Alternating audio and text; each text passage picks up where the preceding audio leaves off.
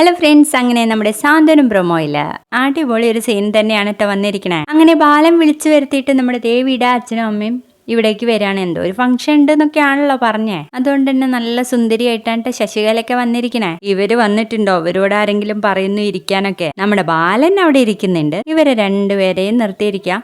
അന്നേരം നമ്മുടെ ഉദയഭാനു ചോദിക്കും, നിങ്ങളെന്താ ഞങ്ങളെ വിളിച്ചു വരുത്തി അപമാനിക്കാണോ എന്നങ്ങ് ചോദിച്ചതും നമ്മുടെ ഗോമതി പറയുന്നുണ്ട്, നിങ്ങളെ ദേവിമോളെ BA യും MA യും വരെ ഒന്നും പഠിച്ചിട്ടില്ല, 10ാം ക്ലാസ്സേ ഉള്ളൂ എന്നങ്ങ് പറയുമ്പോ, അയ്യടാ ആര് പറഞ്ഞു നിങ്ങളുടെ അടുത്ത് എന്നൊക്കെ ചോദിച്ച് കയർക്കേണ്ട നമ്മുടെ ശശികല. അപ്പോഴേക്കും അതാണോ ഇത്ര വലിയ പ്രശ്നം?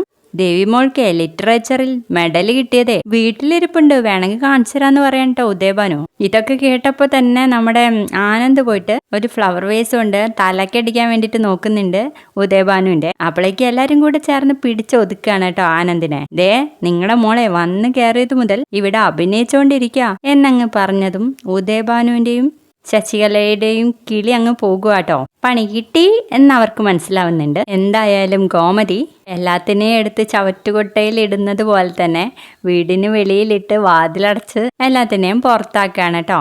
അപ്പൊ എങ്ങനെയുണ്ട് പ്രമോ?